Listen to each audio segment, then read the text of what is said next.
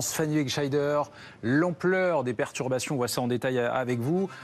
Qu'est-ce qui se passe au moment où l'on se parle? Les plus grosses perturbations, elles ont lieu entre Paris et le Sud-Est. Regardez tout d'abord ces TGV qui sont supprimés donc depuis la capitale et en direction de Marseille, depuis Paris et en direction de Montpellier et entre Paris et Nice, et ce au moins jusqu'à 13h. La SNCF qui signale par ailleurs que ces perturbations ne concernent pas en revanche la portion entre Paris et Lyon. Dans l'autre sens également, vous allez le voir, il y a des perturbations depuis donc le Sud-Est et en direction de Paris, de Lyon ou encore de Strasbourg, avec cette fois-ci des retards qui sont enregistrés et de retards qui peuvent aller jusqu'à 5 heures de délai pour le moment.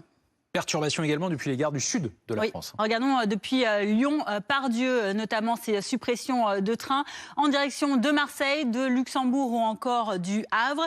Même situation également entre Toulouse et Lyon avec la suppression de cette ligne de TGV. C'est compliqué également, vous allez le voir sur cet autre axe entre au départ de Marseille en direction de la gare de Bruxelles-Midi en Belgique, donc avec 5 heures de retard qui ont été enregistrées ce matin aux alentours de 9h30.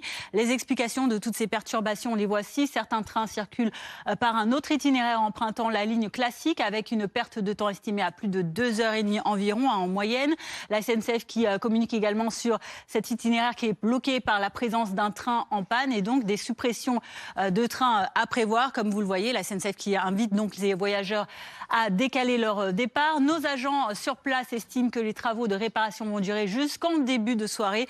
Raison pour laquelle donc la SNCF poursuit. Les circulations pourraient reprendre ce soir, mais resteront perturbées.